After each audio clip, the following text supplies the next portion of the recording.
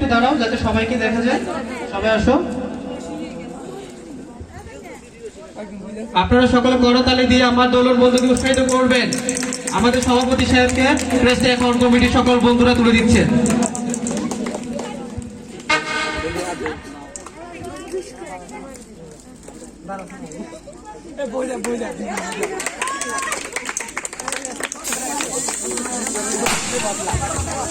করতালি জোরে হবে।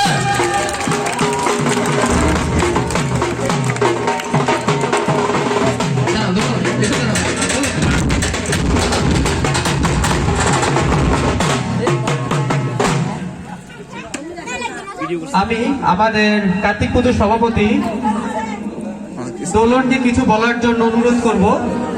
আর কিছু আইন দিও করে দিই 18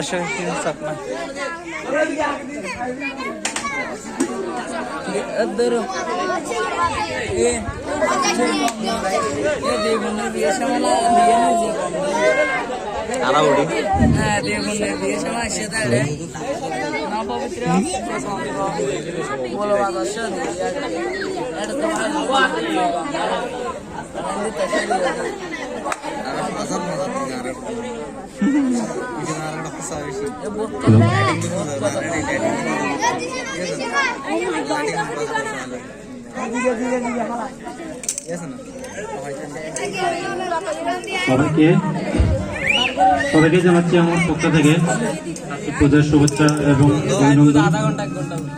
এখানে আমরা 2019 সাল থেকে কার্তিক পূজা শুরু করি।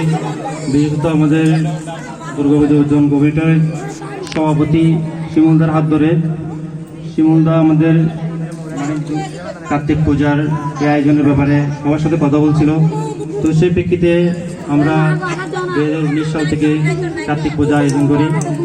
সেই 19 সাল থেকে শুরু করে আমাদের 5 বছর পেরিয়ে 6ষ্ঠ বছরে আমাদের এই কার্তিক পূজা।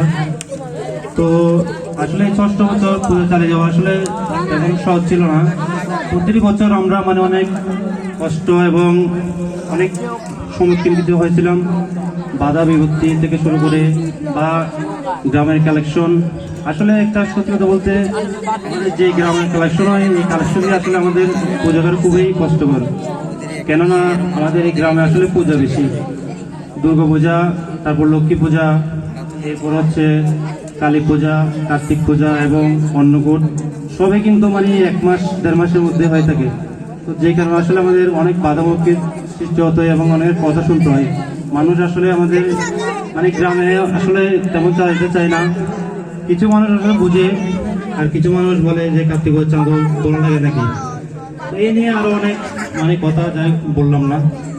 তো সেই প্রেক্ষিতে পূজা চালিয়ে যাওয়া অনেক কষ্ট হচ্ছিল। তবুও আমি একটা জিনিস চেয়েছিলাম যে এখানে আমাদের যে 19 সালের আগে থেকে আমাদের এখানে কোনো পূজায় আসলে যে দুর্গা পূজা হতো, কালী পূজা হতো এবং বিভিন্ন অন্নকূট হতো, কিন্তু এই ছোট পুজোগুলো হতো না। তো আমি চেষ্টাই করেছিলাম যে আসলে এখানে এলাকাতে যদি একটু পুজো হয়, ছোট থেকে শুরু করে বড় সবাই আনন্দ উল্লাস করতে পারবে এবং ছোটরা পূজাটা না হলে অনেক বাইরে যেত বা কিছু শিখতে পারতো না। আমি ব্যক্তিতে চেয়েছিলাম যে পূজাটা ধরে রাখি। এই নিয়ে আসলে অনেক সমালোচনা আমার বিরুদ্ধে হয়ে থাকে। আমি তবু এই বিরুদ্ধে কান্দি না। আমি কারণ নিজে যদি ঠিক থাকি বা এই সমালোচনা করলে এটা আমার কোনো আসে যায় না। আমি সবসময় নিজে মনে করি এটা। আর আমাদের কার্তিক পূজার ব্যাপারে বলবো যে আসলে আমাদের বাইরে কালেকশন এবং কিছু ফ্রেন্ড সার্কেল থেকে শুরু করে বড় দাদা সবাইকে অনেক রিকোয়েস্ট করে আমরা আসলে এই পূজাটা চালিয়ে যাওয়ার চেষ্টা করেছি। তো আমাদের এই পূজার পিছনে আসলে একটাই ছিল যে উদ্দেশ্য ছিল যে আমরা একটু সুন্দরভাবে পুজো করবো এবং যেহেতু আপনারা আমাদের এখানে পূজাটা চালিয়ে যেতে পারি এটাই চেয়েছিলাম। তো এর মধ্যে আমাদের সহযোদ্ধা হিসেবে ছিল ছোট ভাইরা, বিশেষ করে সৈকত, সাইমন, তারপরে যিশু, আর নাম যেন অনেকে ছিল। তো সবার সহযোগিতা এবং আমার অত্যন্ত পরিশ্রম এবং শ্রম দিয়ে এবং আর্থিক দিয়ে আমি চেষ্টা করেছিলাম যে পূজাটা করে রাখি, এতটুকু আর কিছু না। তো আবার আমাদের কিছুদিন আগে লক্ষ্মী পুজো হয়েছিল। তো আমি তো প্রত্যেক বছর লক্ষ্মী পুজোতে থাকি এবং সহায়তা করি। তো এবার চেয়েছিলাম যে কি ছোটদের পূজাটা মানে দিয়ে দায়িত্ব দিয়ে শুরু করি, কারণ আমরা তো সবসময় থাকবো না, হয়তো এখন ফিরে আসছি বিদায় যা পূজাটা করে চালিয়ে যাচ্ছি, কিন্তু অনেক সময় ফিরে নাও থাকতে পারে বা কোনো কাজের মানে যদি মানে লিপ্ত হয়ে যায় তখন তার পুজো করবো না, তখন ছোটরা কি শিখবে। তো এই প্রেক্ষিতে আমি চেয়েছিলাম যে মানে ছোটদের কিছু শিখাই, তো এদের দায়িত্ব দিয়ে দিলাম। তারপরে ওরা পুজো করলো, অনেক পুজো সুন্দরই করলো, কারণ 4 দিন ব্যাপারে ব্যাপী পূজা, আবার প্রসাদ, মানে ততটা সহজ ছিল না এতটুকু আর কি। তো আমি আসলে কার্তিক পূজা, সরস্বতী পূজা এগুলো মানে ধরে রেখে চেষ্টা করেছিলাম যে মানে, কারণ আমাদের এখানে পূজাটা থাকলে সবাই আনন্দ করবে এবং কিছু শিখবে এবং ছোটো ভাইরাও শিখবে, এতটুকুই। তো আর যাই হোক, বেশি কিছু বলবো না, কারণ আমাদের পূজার অনেক বাকি রয়েছে, অনুষ্ঠান, সাংস্কৃতিক অনুষ্ঠান রয়েছে। তো এতটুকুতে আমি মানে বেশি কিছু বলবো না, এতটুকু আর কি। আর আমাদের এই পূজা যারা মানে আর্থিক অনুদান দিয়েছে, বিশেষ করে আমাদের টিসু কাকু, প্রথম থেকে আমি মানে টিসু কাকুর সঙ্গে আমি কথা বলছিলাম যে কাকু বলছে যে পূজাটা চালিয়ে যাক, পূজাটা বন্ধ করিস না, ছোটো করে হলো পর। তো টিসু কাকু আমাদের প্রতিমা দিয়ে মানে আর্থিকভাবে সহায়তা করেছিল এবং সাপোর্ট দিয়েছিল।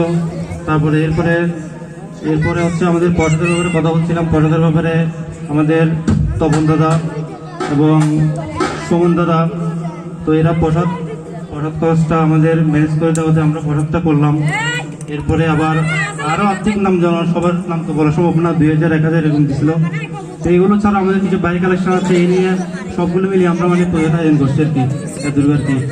আর আমি চাইবো এখানে সবাই যারা দিছিল সবাই যেন আমাদের প্রতি বছরই আমাদের মানে আর্থিক অনুদান দিয়ে আমাদের পূজাটা চালিয়ে দিতে সহায়তা করে, এবং বিভিন্ন কথায় কান্না দিয়ে আসলে পূজাটা আমি হোক বা যে কোনো হোক, আমি যদি না থাকি যে কোনো মাধ্যমে হলেও পূজাটা চালিয়ে যাওয়ার জন্য আমি বিশেষ অনুরোধ করবো। আর এলাকাতে একটা পূজা মানে সুনাম, এলাকার সুনাম কোথায় পুজো হচ্ছে, শিলপাড়াতে পুজো হচ্ছে। শিলপাড়া একটা সবার মানে সবারই সুনাম, এটা আমার না, সেটা আজকে হোক বা এরপর হোক, একটা সুনাম আমার এতটুকু আর কি। তো আমি রিকোয়েস্ট করবো ছোটো ভাইদের, তারা মানে পূজাটা ধরে রাখার জন্য এতটুকু আর কি। সবাই ভালো থাকবেন, এই কামনা করে আমার বক্তব্য এখানে শেষ করলাম। সবাইকে নমস্কার।